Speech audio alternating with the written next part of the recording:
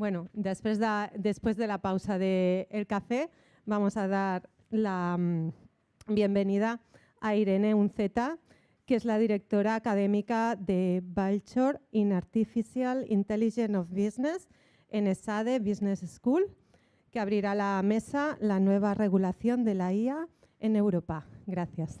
Muchas gracias. Bueno, buenos días y bienvenidos a todos. Gracias por acompañarnos. Antes de empezar y dar paso a las ponentes, os voy a dar un poco de contexto acerca de qué vamos a hablar en esta mesa.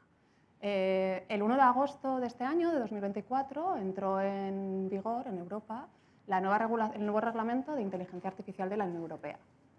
Este es un reglamento que lo que viene es a generar un marco que sea común para todos los países que son miembros de la Unión y que dicta cuál va a ser la comercialización, el uso y el diseño de la inteligencia artificial dentro de Europa.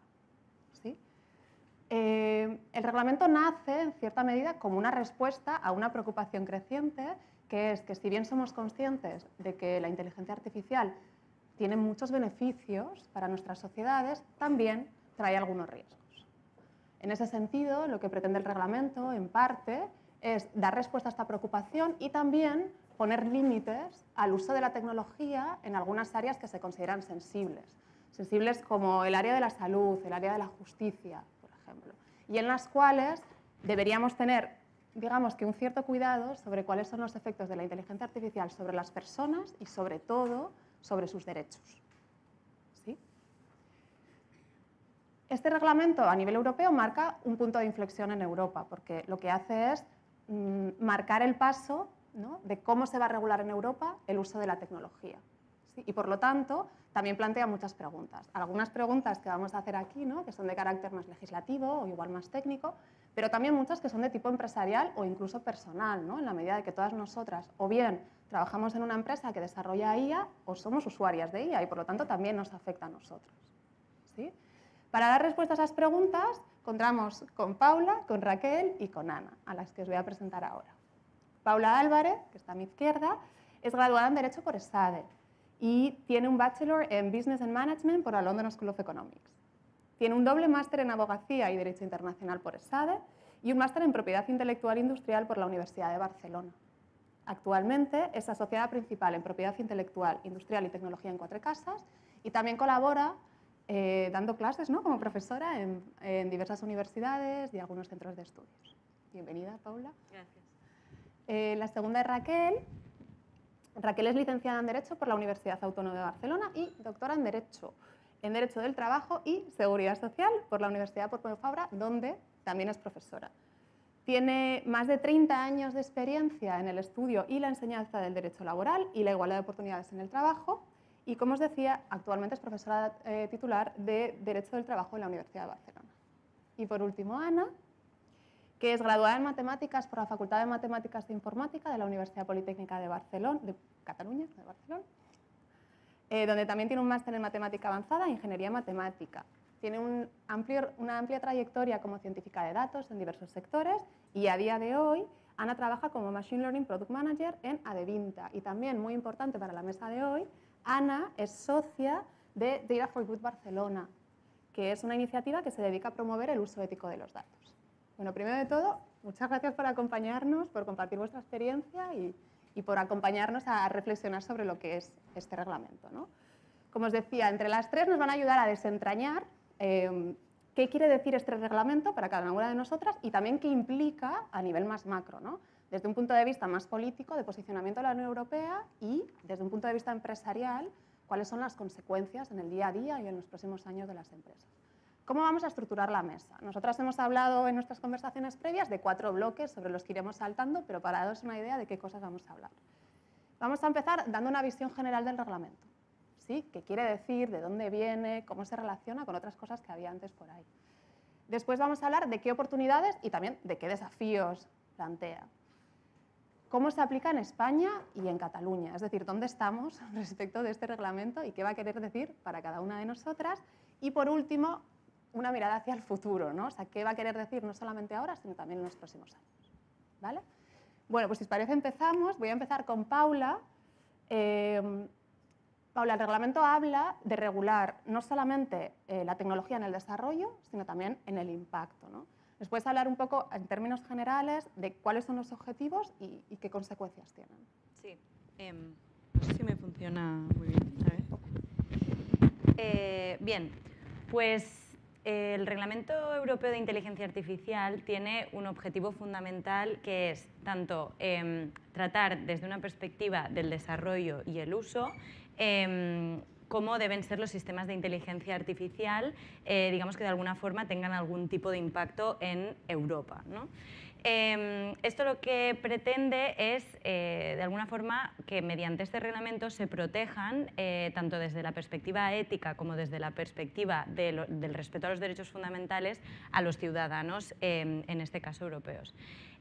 Todo esto lo pretende hacer sin dejar de lado, evidentemente, el fomento a la innovación. Por tanto, este reglamento, a diferencia de lo que se dice, ¿no?, a veces, no pretende ser un paralizador, sino que lo que pretende es que todos los sistemas de inteligencia artificial que utilicemos o desarrollemos en la Unión Europea o comercialicemos tengan este respeto, ¿no?, a los derechos fundamentales de los ciudadanos. Por tanto, el objetivo principal es protegernos a nosotros de cierta forma. Además de esto, también se establecen algunos digamos, objetivos específicos que están enmarcados dentro de este objetivo principal, como por ejemplo establecer pues, una serie de obligaciones relativas pues, a la transparencia de estos sistemas para que podamos conocer pues, cómo funcionan, cómo se han entrenado, incluso cuando estemos interactuando con uno que podamos conocer que efectivamente estamos pues, utilizando o tratando con un sistema de inteligencia artificial o que un contenido se ha creado con inteligencia artificial. Y por otro lado también se establecen otras obligaciones que lo que pretenden también es garantizar la seguridad de los ciudadanos a nivel de uso de estos sistemas. Claro, que tú decías ahora, ¿no? Yo no sé si me escucháis muy bien a mí. Sí, vale. que no pretende ser como un paralizador a la innovación. Y esto, ¿no?, y que hace como una cierta apuesta por poner el foco sobre las personas, ¿no? Y esto dista bastante de las estrategias que están siguiendo otros países, otras regiones, ¿no? Pienso en Estados Unidos o pienso en China. Entonces, ¿qué va a significar para Europa el hacer una apuesta tan firme por un reglamento de este tipo que hay otras regiones que no están siguiendo?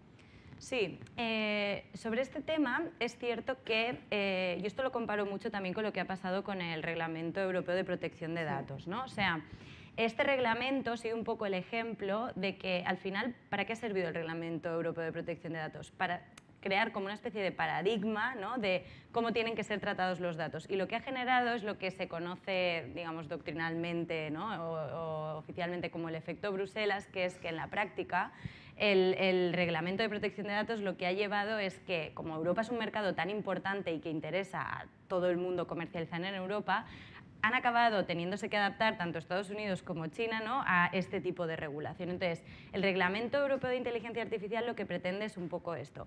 Sí que es verdad que a nivel normativo en Europa hemos tomado esta aproximación, ¿no?, basada en los derechos fundamentales, que es un poco la aproximación con la que se legisla normalmente en Europa.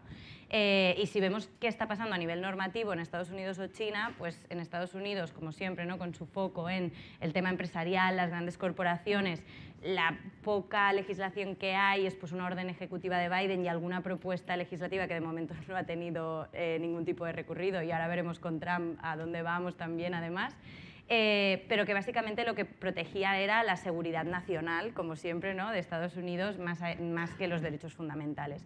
Y en China, como siempre el foco, ¿no?, digamos que está en el gobierno y en el control de los ciudadanos. Cualquier tipo de normativa que se ha creado pues también va un poco enfocada a esto, ¿no?, pues asegurar el país, ¿no?, también seguridad nacional, y un poco intentar controlar qué tipo de contenidos no tienen acceso los ciudadanos. Entonces, ¿qué pasa? Que a nivel normativo, pues evidentemente son tres estructuras muy distintas, pero en la práctica lo que es muy posible y que es lo que va a pasar, como el reglamento tiene un ámbito de aplicación tan amplio porque afecta desde a desarrolladores hasta comercializadores hasta los que lo usan, el efecto práctico es que incluso desarrolladores de Estados Unidos van a tener que pasar por el aro del reglamento, y eso es lo que se pretende realmente.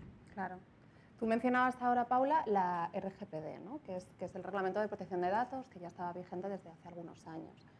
Claro, Raquel, es que este nuevo reglamento es como que no aparece de la nada, ¿no? Y ahí hay un conglomerado de legislaciones, de normativas diferentes que digamos con las que este reglamento se tiene que entender. Tú vienes del ámbito laboral, ¿no? Entonces, en términos generales, pero sobre todo en el ámbito laboral, cómo coexiste este reglamento con el resto de la legislación. Bueno, pues, ¿se me escucha? ¿Sí? Ahora sí. Ahora sí.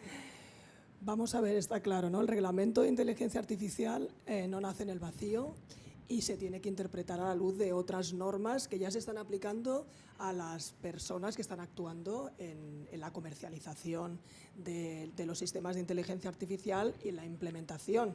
Y, por ejemplo, me refiero no solamente al Reglamento General de Protección de Datos, que por supuesto sería la norma central, ¿no?, que tiene que coordinarse con sino, por ejemplo, en tema de derechos fundamentales, de no discriminación, en temas de protección de los consumidores, en temas de seguridad de los productos, en temas de derechos de participación y de información de los representantes de los trabajadores y trabajadoras en las empresas. Es decir, es verdad, hay todo un conglomerado de normas y esto lo que hace es que sea muy difícil para los operadores y las operadoras jurídicas y también para las tecnólogas tener que aplicar e interpretar, porque todo es a la luz no solamente de esta norma, sino teniendo en cuenta que además hay otras normas que también resultan de aplicación a la misma realidad.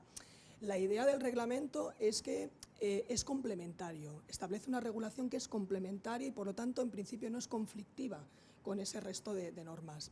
Por otra parte, también quiero destacar, ya llevándolo más a mi terreno de relaciones laborales, claro, este reglamento de inteligencia artificial es un reglamento que es un hito, por supuesto, a nivel normativo, pero establece una normativa general, establece una normativa marco con cautelas, con garantías generales y, por lo tanto, no entra en un análisis y en una intervención en ámbitos específicos de desarrollo de esos sistemas de inteligencia artificial.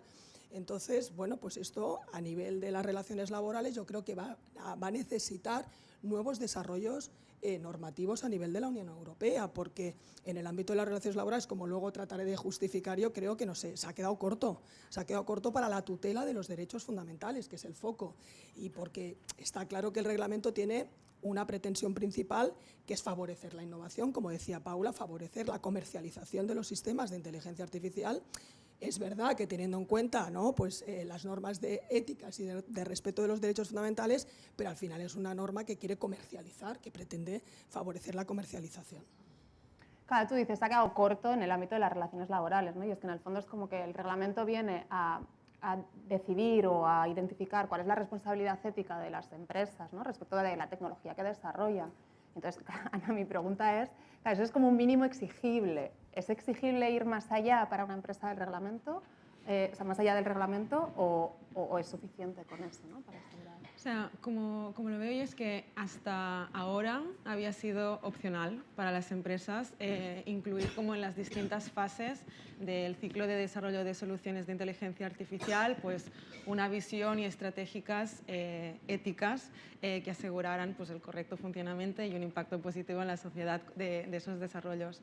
Esto no quiere decir que no estuviera ocurriendo, porque al final podía pasar, ¿no?, pues que desde los propios equipos técnicos o profesionales se incitara a añadir ese punto de vista y exigencias éticas en los desarrollos, y a veces también venía dado como por directrices de las empresas, por tener una buena cultura y valores empresariales, porque podía verse como un valor competitivo o incluso por temer potenciales riesgos reputacionales asociados a este tipo de desarrollos. No sé si es suficiente, estoy un poco como Paula, ¿no? Es importante, es un gran paso dejar atrás esta opcionalidad y que sobre todo en aquellos sistemas que están más relacionados o que puedan atentar mayormente con derechos fundamentales, esto pase a ser una obligatoriedad y que con esto pues, se incluyan, ¿no?, en todas las fases este punto de estrategias, visiones, chequeos éticos y que esto ayude a mitigar ciertos riesgos y a que las soluciones que hay en el mercado y que son usados por todas y todos nosotros pues tengan un impacto realmente positivo en la sociedad. Vale, entonces es como que, si lo entiendo, pasamos de una opcionalidad, ¿no?, en plan yo quiero hacer las cosas bien o asumo mi responsabilidad ética, a una obligación. Entonces, si miramos el reglamento, digamos, en profundidad, Paula, ¿cuáles son esas nuevas obligaciones que aparecen para las empresas si quieren, digamos, alinearse con esa nueva regulación? Sí. El reglamento, para dar como una visión general, ¿no?, de cómo funciona y cómo estructura las obligaciones, lo que establece es una clasificación de sistemas. primer lugar, establece que hay una serie de sistemas que se consideran prohibidos, por tanto, si tú estás ante eso, ya no es que haya obligaciones, sino que directamente ese sistema ni se puede comercializar, ni desarrollar, ni utilizar, ni nada. ¿Cuáles son esos tipos de sistemas? Pues ejemplos, no sé si habéis visto Black Mirror, pero un ejemplo muy típico, ¿no? El social scoring, que se llama este tipo de aplicaciones que pues puntúan a la población y en función de la puntuación que obtengan se puede o no, pues eso sería un ejemplo. Luego temas de, pues imaginaros, ¿no? Que por vía de cámaras en la calle pudiéramos ser constantemente seguidos, identificados, etcétera, para todos los...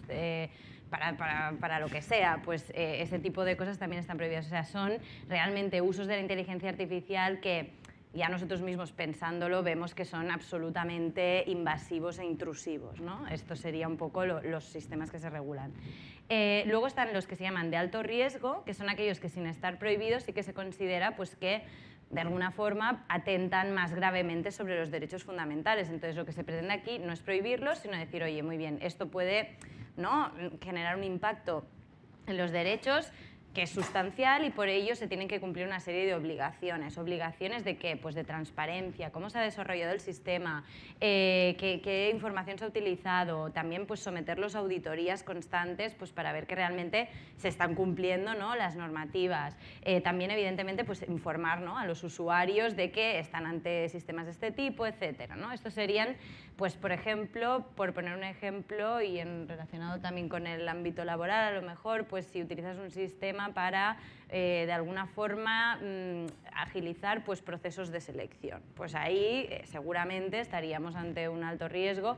Habrá que mirarlo. Esto también en el propio reglamento se establece un listado de qué es alto riesgo, qué no, y además la Comisión ha dicho que dentro de un tiempo sacará un mayor detalle, porque realmente, como esto va a ir evolucionando, también en visión de eso, ¿no?, se ha establecido. Luego, más allá del alto riesgo, están aquellos que se consideran pues, de riesgo limitado, que en estos básicamente las obligaciones son de transparencia, pues como decíamos, eso, que el usuario sepa que está interactuando con un sistema de inteligencia artificial o que el contenido pues, está creado con inteligencia artificial. Y esto, un ejemplo práctico, pues serían los chatbots, por ejemplo, que tú sepas que estás interactuando con un chatbot y no con una persona real, pues esto. Y luego, para acabar, aquellos que se considera que son de riesgo, digamos, inocuo, ¿no?, o que no tienen riesgo, como podría ser, por ejemplo, un filtro de spam o algo así, que si bien utiliza IA, se considera que ahí sí que no es necesario establecer unas obligaciones de este tipo porque se entiende que pues el impacto, ¿no?, de nuevo, sobre los derechos fundamentales que puede tener esto pues es nulo o inocuo. Vale, entiendo, como muchas veces pasa en estos casos, ¿no?, que hay una obligación que tiene la empresa, pero esa obligación tucu, baja hasta el equipo técnico. Entonces, ¿cómo el equipo técnico se enfrenta, ¿no?, o sea, cómo se traslada esa necesidad que está en un nivel como regulatorio a algo que se puede implementar a un nivel práctico? Es una muy buena pregunta. Al final lo que creo que es importante entender en este tema es que hay un gap enorme entre lo que son los equipos técnicos y pues, el marco teórico en especial de esta regulación que acaba siendo según qué momentos abstracta, de principios, etcétera, ¿no? Y es normal que lo haya, porque al final los equipos técnicos pues estás contratando, incorporando a gente técnica que te viene de ingenierías, de matemáticas, de física, etcétera, y que su día a día pasa por programar, por código, por métricas, por datos, pero no tanto pues, una relación directa con principios. Para poner un ejemplo, ¿vale? Si pensamos en el principio de diversidad, no discriminación y fairness del reglamento, me pongo sombrero de Data Scientist y yo lo que preguntaría sería, vale, ¿cómo defino esto? ¿Qué métricas tengo que utilizar para medir esto y para entender si mi sistema potencialmente tiene sesgos, discrimina o no? Incluso, ¿qué datos tengo para medir esto o para intervenir esto? Porque mi empresa no recoge estos datos porque no estoy preguntando cómo, ¿no?, portal de empleo, orientación sexual, no lo sé. O si lo recojo de forma opcional, temas más de dato género, por ejemplo, sé que potencialmente tendrá un sesgo en esa recolección de los datos porque no todas las personas van a estar dispuestas a compartir este tipo de datos de la misma forma. Y si luego pensamos en, bueno, ¿se puede predecir a partir del nombre? Yo aquí también tengo dudas de éticas de si eso es correcto o no.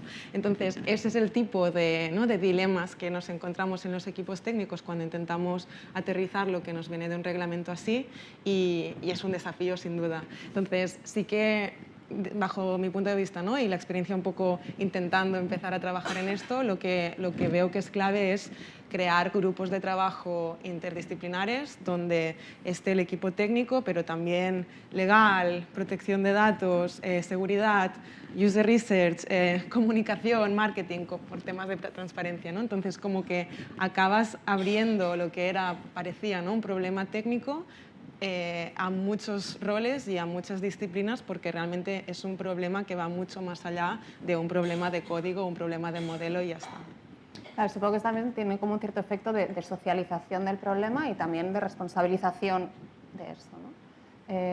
Ahora hablábamos más como la parte de cuando tú eres empresa y haces desarrollo de sistemas, pero lo cierto es que, como os decía antes, que el reglamento no solamente regula el desarrollo, también la comercialización y también el uso. Y eso quiere decir que las empresas muchas veces pueden ser desarrolladoras, pero también pueden incorporar internamente las tecnologías, y entonces el reglamento también tiene cosas que decir respecto de eso. Y eso entiendo que genera una dificultad añadida. Sí, vamos a ver. El reglamento parte de diferenciar dos grandes figuras. Yo lo estoy hablando ahora desde un punto de vista muy jurídico, que es, como tú decías, el proveedor del sistema de inteligencia artificial y luego el responsable de implementarlo para un uso específico. Esa distinción me parece lógica y está plenamente justificada. ¿Por qué? Porque, por ejemplo, desde la perspectiva de la tutela de derechos fundamentales, claro, los riesgos se pueden derivar del diseño del sistema, pero también luego de ese desarrollo en un uso específico, por ejemplo, en el mundo de las relaciones laborales. Entonces, es verdad que el reglamento pues, va estableciendo esas distintas obligaciones en función de la figura, si eres proveedor o si eres un responsable de desarrollo del sistema. Por lo tanto, sobre el papel todo parece muy claro y las obligaciones están claramente delimitadas, pero luego, efectivamente, como tú decías, Ana, es imprescindible para una jurista tener el apoyo técnico, ¿no? Porque si no es imposible delimitar, porque pongo un ejemplo en el ámbito nuevamente de las relaciones laborales. Una persona, es decir, cuando tú tomas una decisión que tiene una afectación sobre los derechos fundamentales, estás afectando a una persona trabajadora, por ejemplo, porque estás discriminándola. Claro, la pregunta es, ¿quién es responsable de la discriminación? La responsabilidad la llevamos al diseño, la llevamos luego al desarrollo a nivel de la empresa, y esta pregunta es muy difícil de responder. Es que yo no sé si técnicamente ahora mismo estamos en disposición de poder hacerlo. Desde el punto de vista jurídico, insisto, sobre el papel sí, pero luego yo creo que va a ser muy complicado, ¿no? Una cuestión. Es verdad que es complicado, pero desde el punto de vista de las personas trabajadoras ya os digo que el responsable es la empresa, es el empresario, es el empleador laboral. Y otra cosa es que luego el empleador laboral pueda, a su vez, pedir responsabilidades a quien le comercializó el sistema de inteligencia artificial. Pero es verdad que en el ámbito de la empresa y en el ámbito de la tutela de los derechos fundamentales, los trabajadores a quien van a pedir responsabilidad es al empresario. Y entonces, bueno, esto también es un desafío. Claro, o sea, como que parece que viene a arreglar muchas cosas, pero también como que genera nuevas problemáticas, ¿no? Antes hablábamos, Paula, de cómo el reglamento, o sea, ese efecto Bruselas que tú decías, como que se espera que la Unión Europea sea un poco tractora de esta nueva forma de acercarse a la tecnología, y que como que todos los demás vendrán un poco detrás, pero lo cierto es que todavía no están ahí, ¿no? Y estamos hablando de que de repente las empresas en Europa no solamente tienen una legislación que es más restrictiva que en otros países, sino también que eso plantea muchas preguntas a nivel interno, ¿no? Entonces, ¿qué quiere decir este nuevo reglamento ahora sí como para la ventaja competitiva de las empresas en Europa? Pues bien, desde mi punto de vista, al final lo que implica este reglamento es que no deja de ser algo que está ahí, se va a tener que cumplir, y por tanto aquellas compañías, no solo europeas, no sean de donde sean, que se adapten y que realmente estén ya pues al día de esto, evidentemente tendrán una ventaja competitiva, sobre todo por el hecho de que al final, como decía, ¿no?, el mercado europeo siempre se dice, no, nosotros no desarrollamos, no tal. Bueno, más allá de este debate, sí que es verdad que el mercado europeo, como mínimo, es muy interesante para comercializar. O sea, aquí se va a utilizar la inteligencia artificial. Entonces, todas aquellas compañías que estén verdaderamente adaptadas al reglamento, ya sea como desarrolladores, ya sea como usuarios, ya sea como sea, tendrán una ventaja en la medida que el mercado europeo es un mercado muy interesante a nivel, pues eso, como mercado. Y, por tanto, esta normativa existe, ya es una realidad. Sí que es verdad que ya ha sido publicada, pero de momento las obligaciones aún no son de aplicación directa. Hay un periodo de 2 años de transición, por eso sí que se oye mucho hablar del reglamento, pero es como, sí, se oye hablar, pero tal. Pero lo que sí es seguro es que aquellas empresas que se adapten tendrán una ventaja competitiva porque podrán competir en un mercado como es el mercado europeo, que claramente es un mercado muy interesante. Yo tengo un socio en Bilbao, que es Gonzalo Artiach, que muchas veces dice las empresas cambian por 2 motivos, o por necesidad o por convencimiento. Entonces creo que en este sentido estamos más en la idea de la necesidad ahora, ¿no? Como que hay como una cierta obligación. Sí. Pero por darle la vuelta, o sea, porque no parezca como que hay una obligación y que nosotros no se acuerda con aquello que queremos hacer. Ana, tú has trabajado en certificación de transparencia algorítmica, que es una de las obligaciones que reconoce el reglamento en algunos casos, ¿no? Desde tu experiencia, ¿no? Desde esa perspectiva como más desde la empresa, ¿tú crees que esa exigencia es exclusivamente un desafío o puede ser también una oportunidad? Sí, para aterrizar un poco y poner un ejemplo, o el ejemplo de este caso, el certificado de transparencia, al final dentro de Vinta yo estoy en InfoJobs y justamente en InfoJobs hay procesos como el que comentaba antes Paula, ¿no? De el uso de Machine Learning o inteligencia artificial para facilitar y acelerar ciertos momentos de la selección de personal. Entonces veíamos clara, ¿no? La necesidad de pasar este tipo de certificaciones para poner a prueba el sistema y también como punto de vamos a empezar a prepararnos por lo que viene a nivel de exigencias del reglamento y la verdad que fue un trabajo también yo voy sesgada porque me gusta este tema, pero como muy interesante y uno de los aprendizajes que a mí me sorprendieron mucho de pasar esta certificación de transparencia algorítmica era que muchas de las exigencias que nos pedía la certificación no estaban tan lejos de lo que serían las buenas prácticas de desarrollo de producto. Y aquí para seguir poniendo ejemplos, ¿no? Cuando esta funcionalidad que certificamos, que al final es el cálculo de matching, ¿no? de cuánto cumple un CV de un candidato o una candidata respecto a lo que pide una oferta, cuando se empezó a desarrollar esta solución y se hicieron entrevistas con usuarios, usuarias, clientes, clientas, etc., se vio clara la necesidad de que ese numerito que calculábamos fuera explicable, porque si no, ni unos ni otros iban a usarlo y iban a confiar en el sistema. Entonces, ya de allí la base de ese diseño se hizo explicable por diseño, ¿no? Desde el inicio.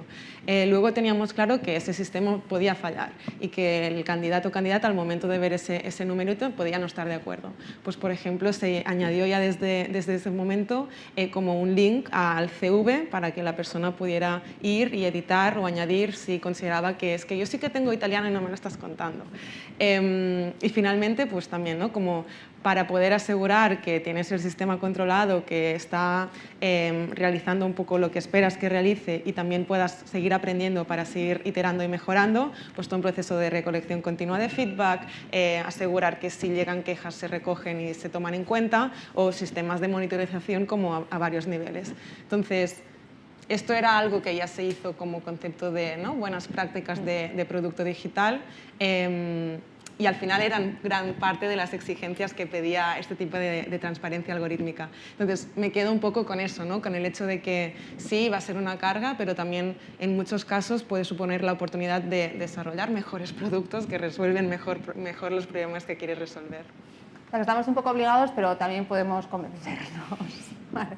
Supongamos que nos convencemos. Entonces ahora pensamos, vale, o sea, en el marco en el que estamos ahora, en España, en la legislación española, qué quiere decir el reglamento y cómo se va a implementar aquí en España, ¿no?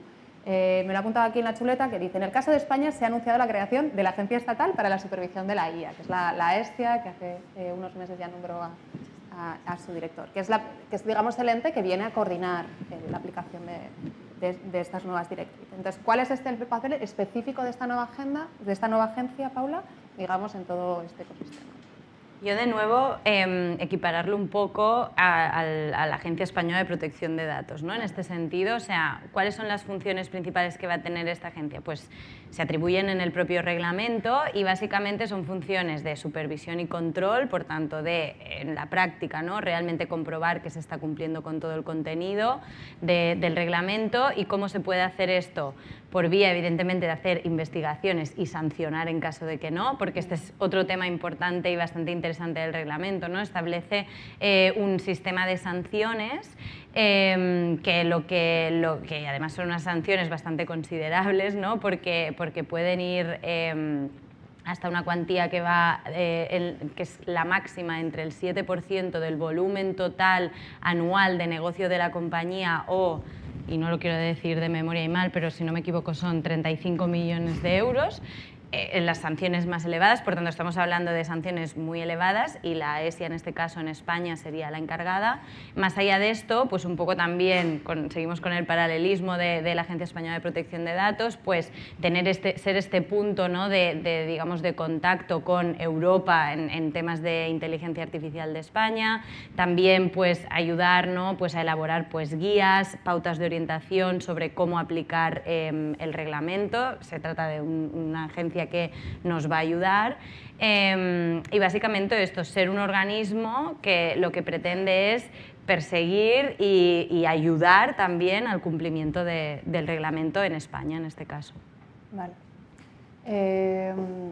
Raquel, antes nos hablaba Paula de los distintos niveles de riesgo que reconoce el reglamento y en base al nivel de riesgo de la aplicación o del caso de uso que estamos considerando, ¿no? ¿Cuáles son las obligaciones específicas? El ámbito laboral se reconoce como alto riesgo, ¿no? Entonces, ¿eso qué quiere decir respecto a las obligaciones de las empresas? Pues sí, efectivamente, el reglamento clasifica los sistemas de inteligencia artificial que se van a desarrollar en el ámbito de las relaciones laborales como de alto riesgo, precisamente por los potenciales riesgos sobre el derecho al acceso al empleo, al mantenimiento del empleo, a los derechos fundamentales como la protección de datos, la intimidad y demás, ¿no? Y la no discriminación, por supuesto. Entonces, a partir de ahí, ese sistema, ¿no? ese establecer obligaciones en función de los riesgos, como comentaba antes Paula. En el caso concreto de las relaciones laborales, bien, por un lado tenemos las obligaciones del proveedor. El proveedor, antes de la comercialización de ese sistema de inteligencia artificial, pues tiene obligaciones tales como sistema de gestión de riesgo, tiene que también desarrollar un sistema de gobernanza de los datos, mecanismos que permitan la supervisión humana durante toda la vida útil de estos sistemas de inteligencia artificial, también tiene una obligación de vigilancia post-comercialización y la verdad es que son obligaciones que, bueno, yo creo que en términos técnicos casi no se puede pedir más. Pero claro, yo me pregunto, ¿pero esto quién lo certifica? Entonces, ¿quién lo certifica en realidad? Es que, como regla general, el propio proveedor, a través de un control interno, es el que establece que ese sistema es conforme a la normativa de la Unión Europea. Entonces, puedo decir que desde el punto de vista del control ex ante de si ese sistema respeta o no los derechos fundamentales, no hay una autoridad, un tercero que vaya a certificar que efectivamente antes de comercializar ese sistema, pues estamos ante un cumplimiento estricto de todos esos requisitos. Por otra parte, el reglamento también establece una obligación de efectuar una evaluación de impacto sobre los derechos fundamentales de algunos sistemas de inteligencia artificial, pero no de todos. Entonces, la regla general es que tampoco la persona, hablo de persona física o jurídica, que vaya a desarrollar esos sistemas, vaya a implantar, esos sistemas en la empresa, por ejemplo, no tiene tampoco una obligación de realizar una evaluación de impacto sobre los derechos fundamentales. Claro, entonces podríamos pensar, bueno, pues que lo hagan los representantes de los trabajadores y trabajadoras, ¿no? Que antes de implantar un sistema de inteligencia artificial de alto riesgo como este en el mundo de las relaciones laborales, pues que haya mecanismos de participación.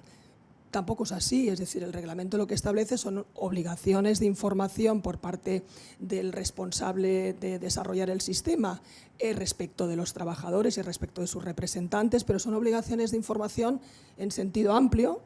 El reglamento no especifica un alcance concreto, un contenido concreto y, por lo tanto, bueno, claro, antes de implantar el sistema en una empresa, no existen esos mecanismos de control ex ante.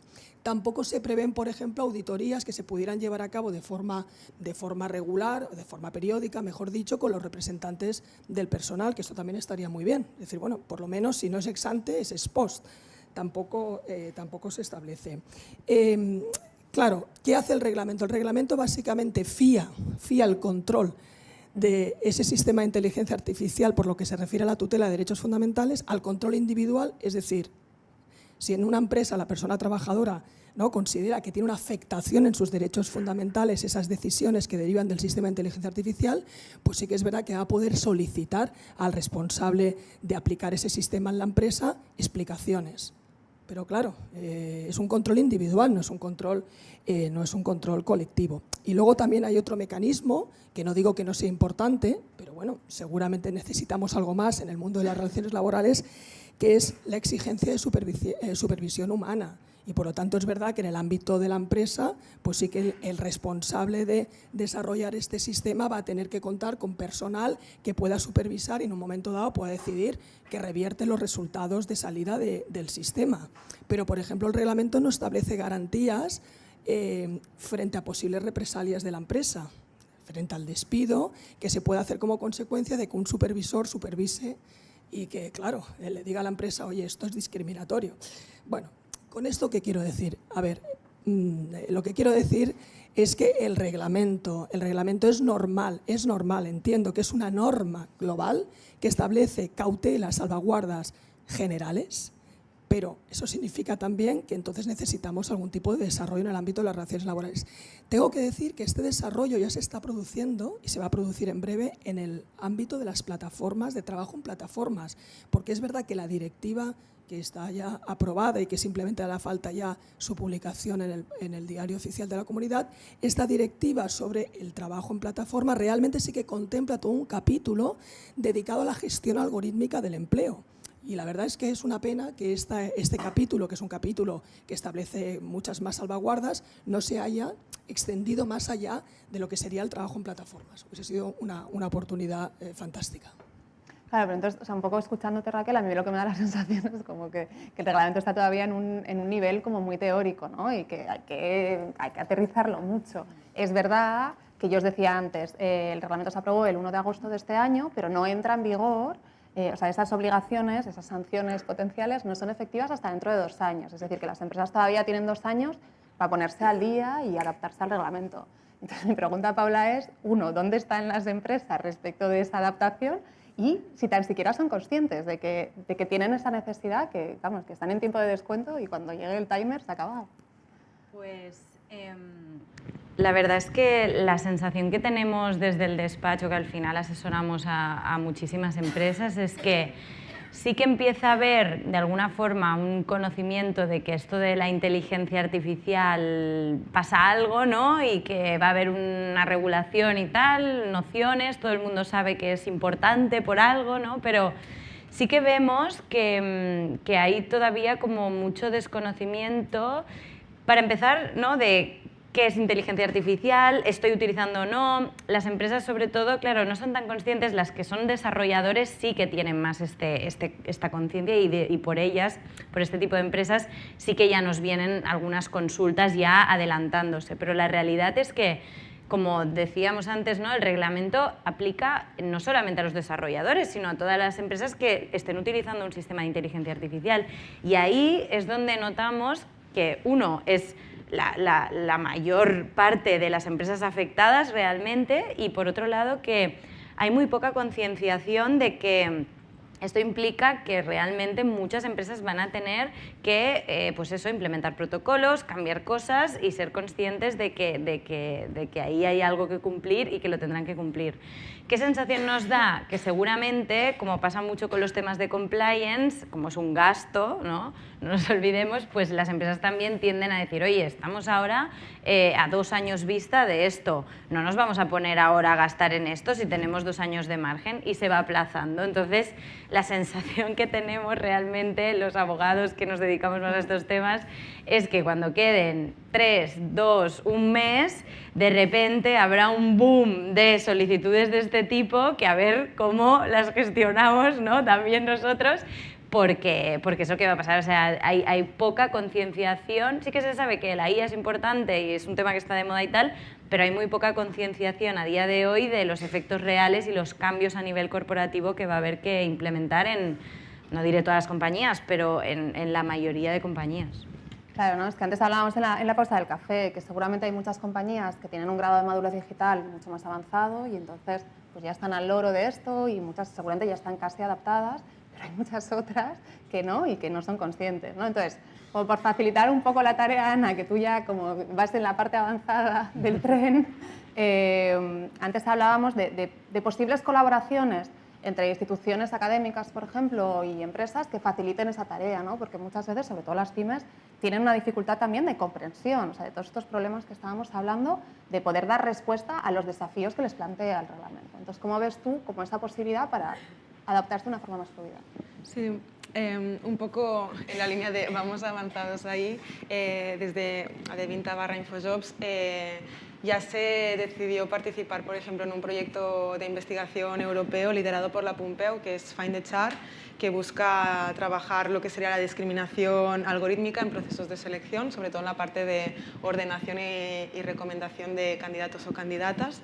Y también, justo hace poco, he empezado un doctorado industrial en temas de la garantía de protección de los derechos fundamentales en sistemas de alto riesgo. Entonces, creo que de alguna forma éramos conscientes de que teníamos ese gap, de que nos tocaría ponernos las pilas y asegurar que estaríamos preparados, y a través de estas iniciativas pues fue un poco también el certificado de transferencia, un poco el punto de pues vamos a ser proactivos con esto y vamos a empezar a trabajar con tiempo todo lo que será el cumplimiento del reglamento. Entonces, la experiencia en este tipo de proyectos donde estamos colaborando esto, ¿no? con un mundo más académico, es la verdad que muy buena en las dos direcciones, pienso. Por un lado, como equipo técnico, como empresa incluso, un proyecto de este tipo nos da acceso a conocimiento y profesionales investigadores de primer nivel en el mundo de ética en inteligencia artificial, cosa que si no, pues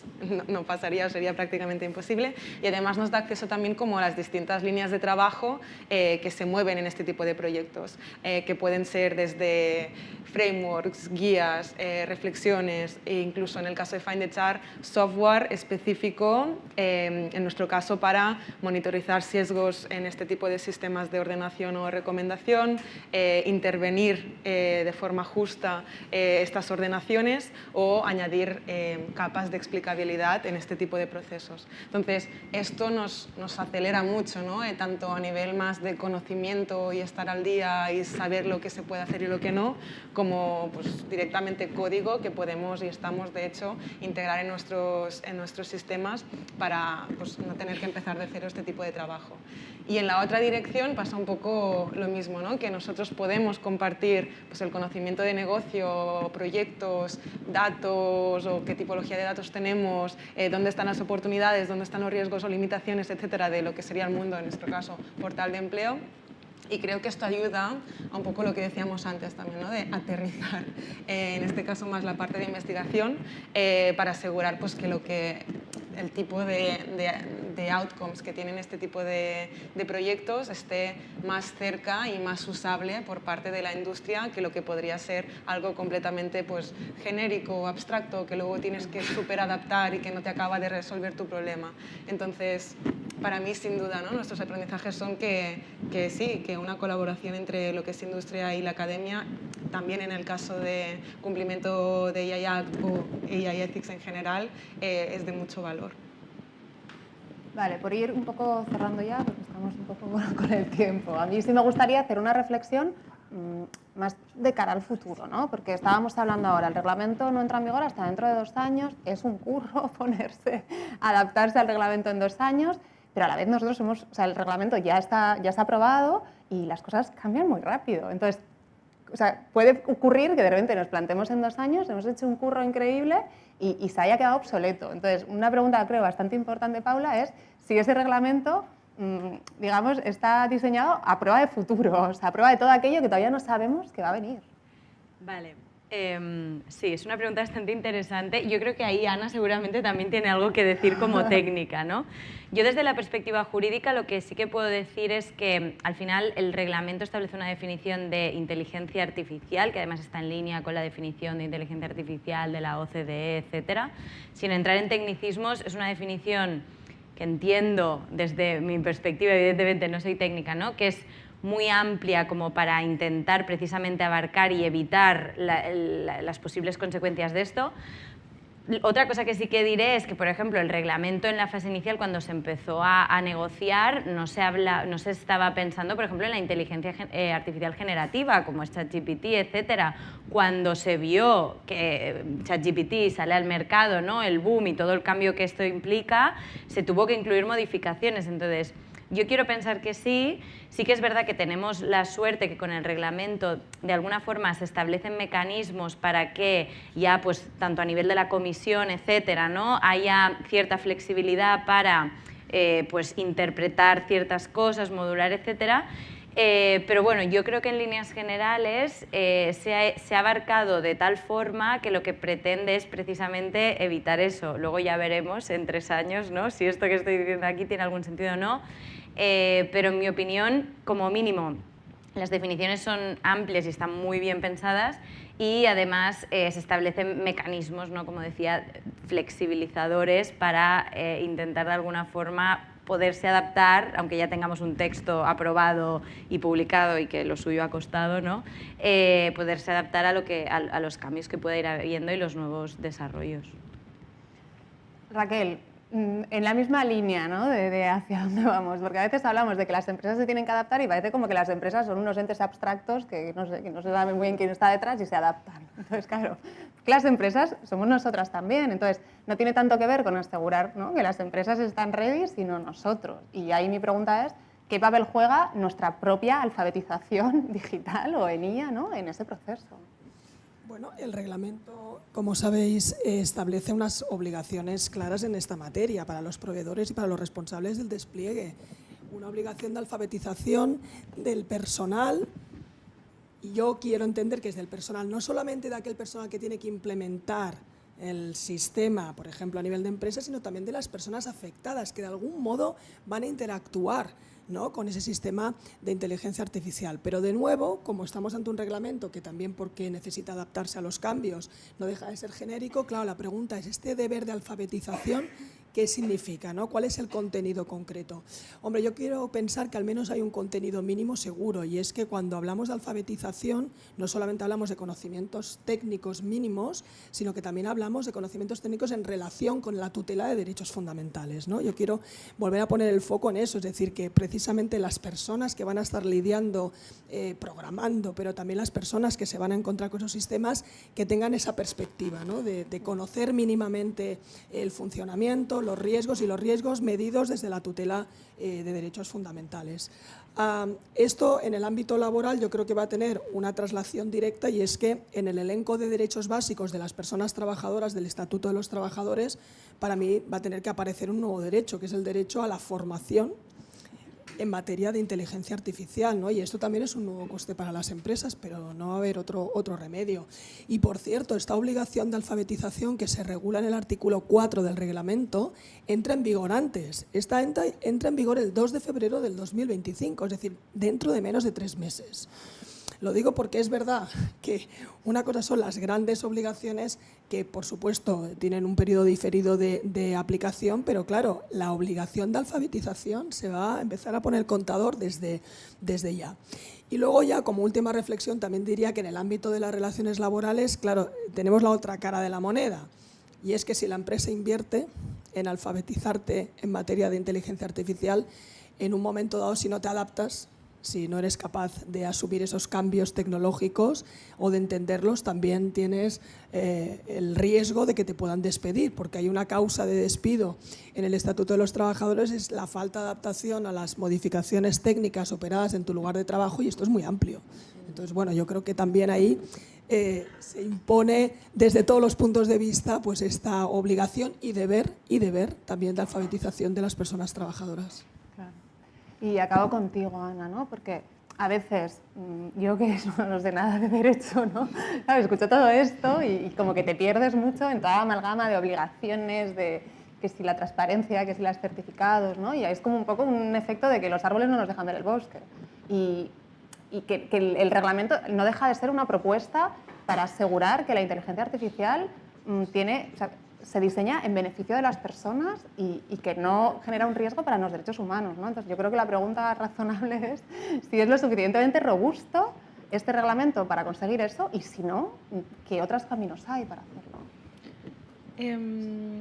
O sea, como lo veo es un poco también en la línea de lo de antes, definición suficientemente ancha que es correcta y debería ser robusta en los desarrollos increíbles que se vengan en la inteligencia artificial futura y también esa diferenciación del caso de uso y el impacto y no tanto de la tecnología específica, la tipología de modelo predictivo que uses, creo que lo hace también como aún más robusto a futuro.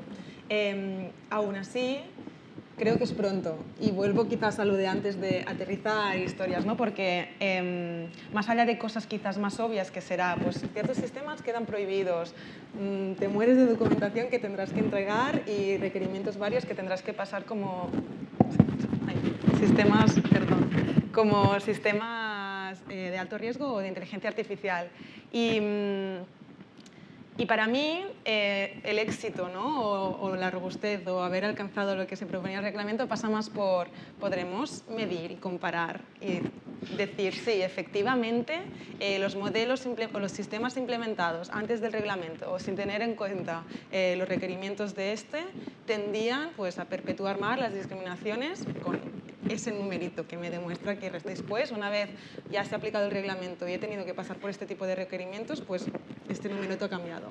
Y esto vuelve a pasar por aterrizar ciertos conceptos, asegurar que podemos definir ciertos principios, que hay métricas, que hay técnicas que nos permiten optimizar hacia estas direcciones y creo que va a ir pasando porque lo vamos a ir necesitando también desde el mundo técnico, pero que aún no estamos allí, que aún falta mucho por aterrizar y que por tanto me cuesta ahora mismo ver si realmente más allá de lo que decía, ¿no? Cosas obvias que sí que van a pasar y que son importantes, si va a haber un impacto real en este tipo de conseguimos mover cuantificablemente el impacto en principios éticos. Bueno, esperemos que sí. Muchísimas gracias a las tres, ha sido un lujazo teneros. Creo que ahora vamos a pasar a preguntas del público, empezando por la fila 0, creo que sí. Adelante. Natalia Prats, directora de infraestructuras digitals y tecnología de TV3, de 3 Catalunya. Toma la palabra. Bueno, buenos días y muchísimas felicidades, ha estado francamente bien. Qué bien. Y no sé si es una pregunta técnica o más bien filosófica, pero a mí me cuesta un poco entender cómo nos va a ayudar esta regulación, porque si seguimos con esta comparativa con la Ley de Protección de Datos, por ejemplo, ¿no? Ahora le preguntaba a mi compañera, digo, ¿tú sabes si aquí va a haber también la obligatoriedad de poner un DPO? Pues la figura del DPO en las empresas, por lo que a la inteligencia artificial se refiere. Un poco porque con lo que pasaba con la Ley de Protección de Datos, que era una cosa, creo yo, que es un poco más matemática que la inteligencia artificial, ahora me explicaré mejor, ha habido la necesidad o la obligatoriedad de poner un DPO, una persona experta a la que todo el mundo acuda, ¿no? Claro, me cuesta entender que la regulación no vaya por ahí, teniendo en cuenta que la inteligencia artificial es mucho menos matemático. Es decir, ¿dónde recae la responsabilidad si a duras penas sé qué es lo que pasa dentro de un algoritmo de la inteligencia artificial, ¿no? Si eres encargado de desarrollo, como comentabas tú, bueno, pero si eres proveedor ya directamente, ¿no? Entonces, ¿cómo se afronta esta responsabilidad en el caso de la inteligencia artificial, que es muy etéreo? Es decir, ya lo es desde el punto de vista de dónde vienen los datos, pero bueno, más o menos ahí por certificación y blockchain y yo qué sé, hacia dónde vayamos quizás es más fácil. Pero lo que está pasando, esa caja negra que son los algoritmos ahí y sobre todo las empresas tecnológicas tienen mucha la fuerza, ¿o no? y y el poder como para desenmascarar qué pasa ahí dentro, ¿no? ¿Cómo hacemos para esta responsabilidad con algo que no sé qué pasa ahí dentro? Quizás es muy larga la pregunta. Da para todas. ¿Alguien más aparte de Filacero? Sí. Isabel Ordollo, que sustituye la pregunta de Isabel García, la directora de Big Market España, Adbabel. Hacemos todas las preguntas, entiendo. Bueno, pues espero que la mía también va a ser un poco larga. Tu nombre era Isabel. Isabel Ordollo, vale. Sí. O sea, primero, efectivamente, una altísima calidad en esta mesa, gracias. Nos habéis dado, o sea, ante cualquier reglamento está la necesidad de digerirlo, ¿no? Y además nos habéis dado algunos tips muy positivos a los que nos vamos a agarrar. Hay que hacerlo con convencimiento, no solo por necesidad y por la multa. Vamos a vivir la inteligencia artificial como una nueva etapa del desarrollo del software, mejor. Qué bonito, ¿no? Porque vamos a esforzarnos para tener mejor software. La inteligencia artificial al final es un tipo de software. Ya hay muchos softwares antiguos que los podríamos clasificar y que la ley los contempla dentro, con lo cual no es algo que nos venga tan de nuevo. Vamos a actuar con eso. Qué bonito, nos habéis dado algunos tips, pero todavía nos quedan un poco de ¿cómo vamos a hacer para cumplir esto? ¿Cómo lo vamos a hacer? ¿Qué pensaríais? Venimos de otras mesas también de nivelón, esta mañana ha sido genial. En el ámbito de la ciberseguridad estuvimos todos al principio preparándonos preventivamente de hacer un montón de cosas, un montón de deberes para que no tuviéramos ataques, y en algún momento llegamos y dijimos, pues el ataque va a ocurrir, a ver cómo nos preparamos y cómo actuamos cuando ocurre el ataque. ¿Qué pensaríais de alguien que piensa lo mismo en este ámbito? Es decir, ¿por qué no, en vez de crear registros de algoritmia, dar transparencia a una algoritmia que la mayoría no vamos a entender aunque nos lo expliquen, lo que hay ahí dentro en esa caja negra? ¿Por qué no pasamos a la acción de qué ocurre cuando hay un sesgo? Los humanos, nuestra inteligencia también tiene sesgos, ¿no? La artificial va a tener sesgos. ¿Qué vamos a hacer cuando ocurra un sesgo, como les pasó a los holandeses o no sé qué? ¿Por qué no nos enfocamos? Oye, a lo mejor nos estamos ya enfocando. ¿Qué le preguntaríais a alguien que tuviera esta visión? ¿Qué le contestaríais a alguien que tuviera esta visión? ¿Alguien más decir? ¿No? Pues adelante. Vale, no sé cómo lo queréis hacer. Si queréis empezamos por la pregunta de Natalia, ¿no? Que era esta idea de cómo te responsabilizas de algo que no sabes ni lo que es un poco, ¿no? Ana, si quieres empezar tú, igual luego Paula. Me dicen que mejor este. Me gusta mucho esta pregunta porque entramos, ¿no?, a debatir los principios y el cómo nos vamos a adaptar como empresas y tal, y a veces se nos olvida esta idea de que es algo muy difícil a nivel técnico entender potenciales sesgos y otro tipo de problemas que puedan tener los algoritmos, justamente porque son esas cajas negras que han aprendido de un montón de datos que ya vienen sesgados porque la vida es así, porque la historia es así. Y entonces ya no es tanto, como siempre, ¿no?, un problema puramente técnico, sino social, histórico y muchas otras cosas que cuesta separar y poder mitigar, digamos, de lo que un modelo pasa a aprender de esos datos. Sí que creo que se ha avanzado mucho pues, en esta línea, ¿no?, más de investigación a nivel de pues, técnicas o métricas específicas para medir ciertas cosas. Cómo, si somos capaces de detectar los distintos sesgos, ya me enfoco en sesgos para como delimitar, pero aplicará similar en otros principios. Si somos capaces de identificar todos los posibles sesgos que mis datos tienen, soy capaz de identificar en qué fases tengo que controlar qué y con qué métricas. Y esto me debería poder ayudar. Entonces, y aún así me puedo equivocar y se me puede escapar algo, y estaré en la segunda pregunta, en la ¿y qué hago cuando se me escapa algo? Creo que es necesario ser conscientes de esa dificultad, que por mucho conocimiento, por muchas ganas que se pongan, por mucho, no sé, dedicación y medidas y cosas, pues igualmente pueden pasar cosas porque es un problema muy complejo. Aquí el ejemplo típico es, en un modelo predictivo, aunque no pongas el género, el modelo puede ser discriminatorio. O sea, es como muy básico, pero el modelo puede seguir siendo discriminatorio en género porque infiere el género de otras variables que potencialmente correlan con esta variable, ¿no? Entonces, ya no es tan fácil como decir, no, pues quito el género y esto ya no es discriminatorio por género. No, es algo muy difícil que no tiene una solución, además, cerrada. Entonces, esto, ¿no?, pasa por mucho conocimiento, por muchas métricas, por muchos puntos en el proceso de desarrollo de la solución y también, como hemos hablado antes, ¿no?, de esa interdisciplinariedad, de decirnos que no es solo ya responsabilidad de la persona técnica el poder pensar en todo, sino a nivel legal, pues qué chequeos tiene sentido hacer, qué te está exigiendo ahora Ley Act respecto a esto y formar quizás estos grupos de trabajo más interdisciplinares. No sé si, y ahora aquí llamas DPO o no, CIA, no sé cómo le llaman, si tiene que estar esta figura en específico o no, pero seguro que sí, este concepto de equipos multidisciplinares, porque el equipo técnico solo no va a poder resolver esto sin ayuda de otras visiones, eso sin duda. Paula, ¿quieres tú?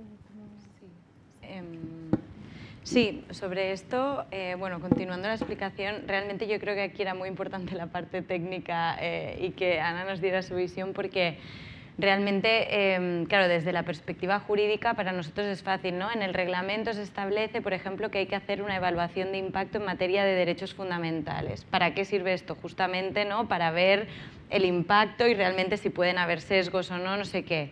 Claro, para mí jurídicamente es muy fácil decir, oye, la hemos hecho, hemos cumplido con lo que hay que cumplir, tal. Pero claro, para mí también me es muy difícil decir, oye, realmente la caja negra esta de la que hablamos es conforme lo que está en este informe. Para mí, desde mi perspectiva puramente como jurista y de asesoramiento a empresas, mi visión es que al final lo que va a implicar a efectos prácticos el reglamento a nivel de cumplimiento es, tendremos un checklist de cosas a cumplir y entonces vamos a empezar. Vale, respecto a este sistema que vamos a utilizar, ¿qué somos? ¿Desarrolladores o lo estamos implementando? ¿En qué punto de la cadena estamos? Punto 1, nos definimos. Punto 2, ¿qué tipo de sistema estamos? Pues miraremos, riesgo prohibido, alto, bajo, lo que sea, ¿no? Y lo pondremos y diremos, somos tal. Vale, somos alto riesgo, ¿no?, que son los que tienen mayores obligaciones. Pues vamos a ir a nuestro checklist también jurídico maravilloso y vamos a empezar a ver, tenemos que cumplir obligación A, obligación de transparencia, obligación de auditoría. Claro, todo esto desde la perspectiva jurídica no me parece tan... O sea, es complejo en la medida pues, que es mucho papeleo y es esfuerzo y tendremos que invertir recursos, o sea, esto está claro, pero también ahí hay un punto de la superimportancia y en línea con lo que decía Ana, de los equipos interdisciplinares, porque al final es como, claro, yo como jurista puedo hablar de todo esto, pero, y lo relaciono también con el tema, por ejemplo, de la ciberseguridad.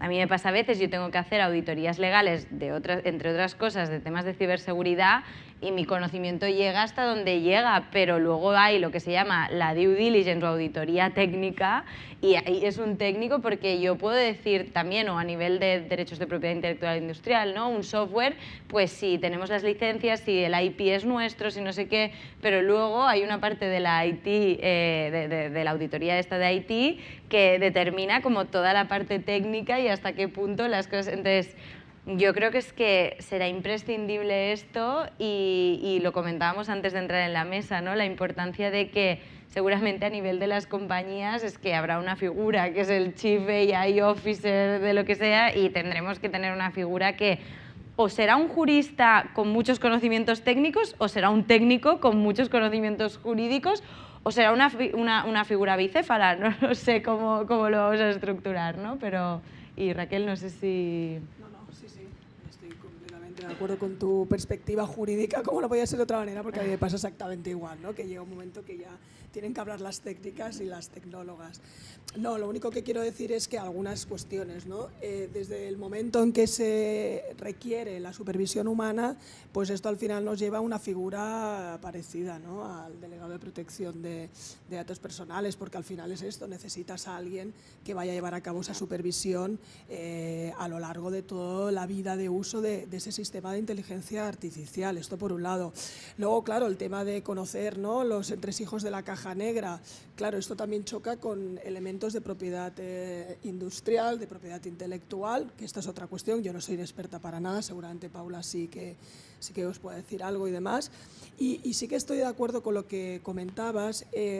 Vamos a ver, Está claro que hacer un control ex ante de si se cumplen todos los parámetros, bueno, tú dices que es posible de alguna manera aplicarlo técnicamente, pero sí que estoy un poco de acuerdo con tu comentario. Claro, yo creo que seguramente sea más eficaz esperar a ver que pase algo, ¿no? Que haya realmente, pues eso, ¿no? Unos riesgos ya totalmente aterrizados en la realidad. Pero tengo la sensación de que el reglamento no está pensando en eso, ¿no? Es decir, me gustaría que hubiese articulado, por ejemplo, en el ámbito de las relaciones laborales, estas auditorías, ¿no? Periódicas, con participación de la representación del personal, con participación de la persona encargada de la supervisión humana a nivel de empresa, precisamente por eso, porque como es tan difícil poder poner esas cribas ex ante, bueno, pues por lo menos que haya controles ex post, ¿no? Que cuando ya nos hayamos encontrado enfrentado a los riesgos, digamos, pues mira, hay que tomar estas medidas. Y yo creo que esto es lo que quizá le ha faltado al reglamento. Ya digo, sí que establece algunos mecanismos, como la supervisión humana y demás, pero se ha quedado corto en este sentido. Entonces, bueno, vamos a esperar que haya desarrollos en ámbitos específicos. Creo que no tenemos tiempo para más preguntas, pero por un poco cerrar con las cosas que se han dicho ahora al final, ¿no? Paula empezaba al principio de la intervención hablando de que el reglamento regula tanto la tecnología, pero sobre todo habla del impacto. Y entonces, volviendo a la pregunta de Natalia, que muchas veces igual no tenemos un control total de aquello que está ocurriendo dentro de la caja negra, pero sí podemos observar en qué impacta, el numerito del que hablaba antes Ana, ¿no? Y ese numerito sí que nos puede ayudar en ese proceso de valorar, oye, vamos bien o vamos mal, ¿no?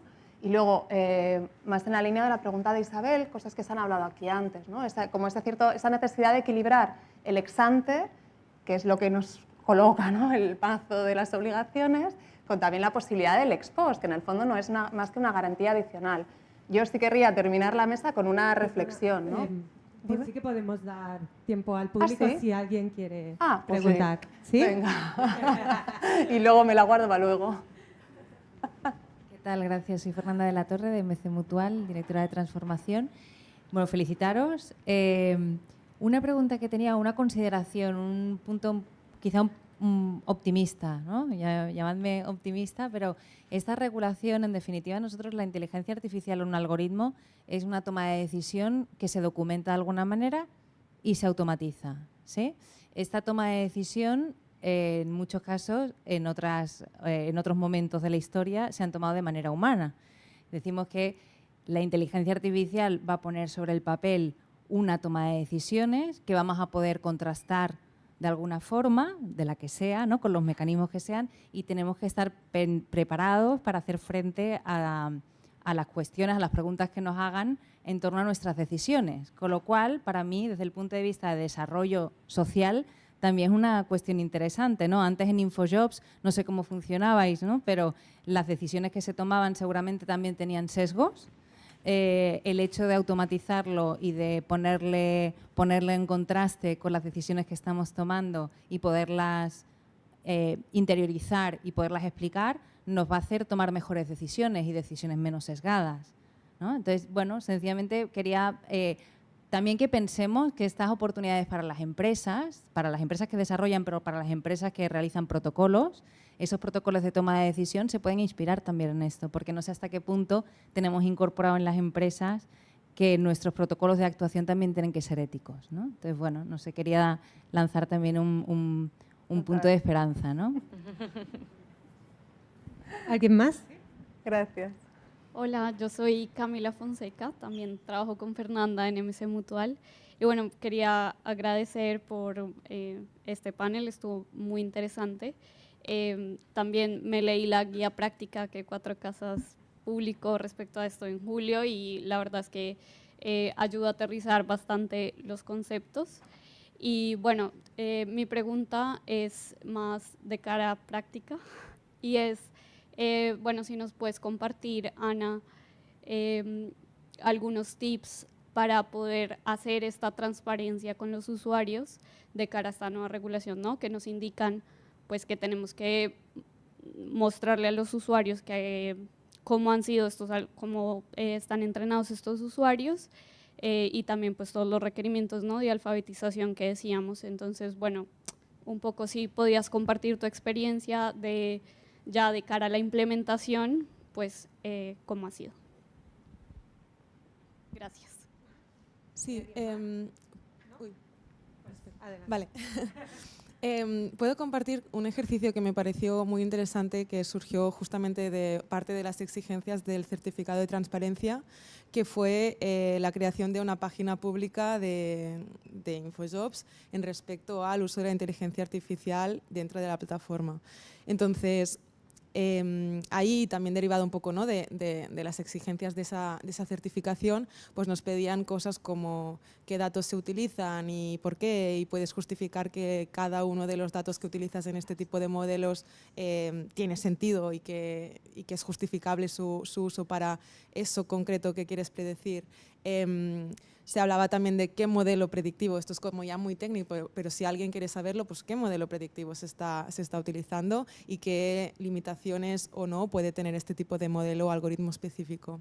Y luego ya más la parte como de uso, ¿no? En qué momento se integra este tipo de predicción, qué herramientas, ¿no?, de explicabilidad se dan y qué accionabilidad le puede dar el usuario o usuaria, etcétera, ¿no? Entonces, si quieres puedes consultar, te paso si no el link, pero allí... No, pero fue interesante porque yo sí que había visto este ejercicio hecho como muy desde las Big Tech, pues un Meta, un Google y tal, no lo había visto antes en quizás empresas como más pequeñas, ¿no?, o no Big Tech.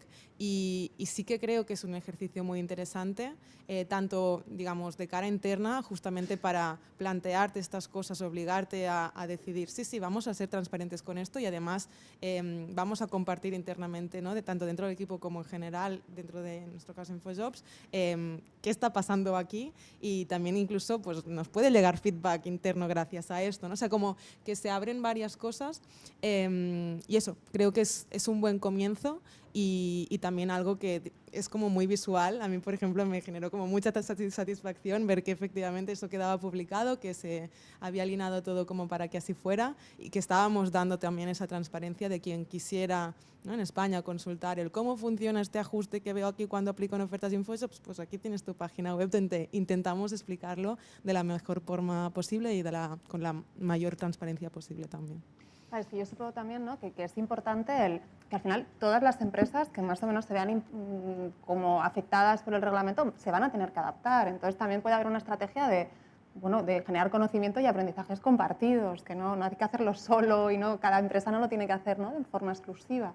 Que también es muy interesante esto que dice Ana, ¿no?, de cómo se puede compartir aquello que se ha aprendido en ese proceso. No sé si tenemos más preguntas, me han dicho que tenemos más tiempo. Yolanda.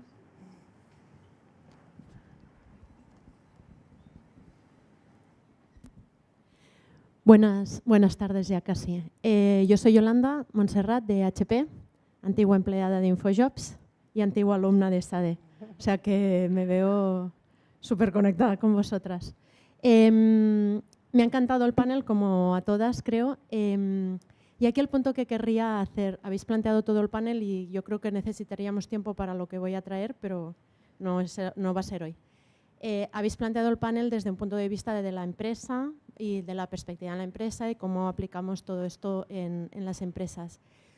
Pero aquí hablando y un poco también oyendo a las compañeras en vivo y en directo, ¿no?, es la parte del usuario. ¿De qué manera y qué herramientas tendremos los usuarios de estos algoritmos, ya no solo como empleados, sino también como usuarios de servicios o productos que se desarrollan a través de la AI, para generarnos esa confianza, ¿no?, de que ese algoritmo se ha tratado con el cariño que nos explicaba Ana que han hecho en InfoJobs, ¿no? Y me da un poco el apuro, ¿no?, de pensar que acabaremos haciendo igual que como la protección de datos. Terms and conditions, check, next, acepto y me voy. Y ahí es quizá donde nos haría falta el segundo panel de cómo la ley protege al usuario delante de estos casos. No es una pregunta, pero es una reflexión porque creo que esta vertiente en algún momento pues, la deberíamos poder también tocar. Ya está. Sí, me viene estupenda esta reflexión final, ¿no? Porque claro, o sea, al final lo que no nos podemos olvidar es de que al final de ese proceso hay una persona que muchas veces somos nosotros, ¿no? Y seguramente un poco en la línea de lo que decía Raquel, el reglamento sí que se queda un poco corto en en avanzar un poco más cuáles son esos posibles impactos, ¿no? Esto que tú decías, de yo como usuario, qué herramientas tengo, cómo no fomento un poco el clientelismo del accept, o sea, todas esas cosas, ¿no? Que pasan posiblemente por una mayor alfabetización, no solamente dentro de las empresas, sino en términos generales, ¿no? De saber a qué te enfrentas y luego también, yo creo, y con esto como que cerramos si queréis, pero con una mayor responsabilización personal respecto de eso, o sea que al final, si tú como usuario vas a interactuar con un sistema, es tu responsabilidad también como usuario saber un poco cuál es el código de esta interacción, ¿no? Y qué cosas puedes pedir o incluso qué cosas debes exigir a ese sistema. Porque digamos que el reglamento será efectivo y realmente contribuirá a que la IA sea mejor para todos si nosotros también contribuimos desde el final, o sea, si metemos presión y si exigimos que todo aquello que está contemplado realmente se cumpla, ¿no? Dos cosas para cerrar. Isabel preguntaba sobre ese equilibrio entre el ex ante y el ex post. Yo coincido con Raquel que son importantes las dos cosas, pero sí me gustaría decir que es muy importante el ex ante, más allá de las obligaciones, porque te hace plantearte las preguntas, ¿no? Como desarrollador. Si solamente hay un ex post, es como que ya cuando me lo encuentro encima me lo pienso, pero si ya lo he pensado de antes, posiblemente el producto resultante será mejor, con independencia de que sea perfecto o no. Pero sí creo que es muy importante también esta parte. Y con esto terminamos. Muchísimas gracias a todas por acompañarnos, a las tres ponentes estupendas, por supuesto, y nada, pues seguimos. Muchas gracias.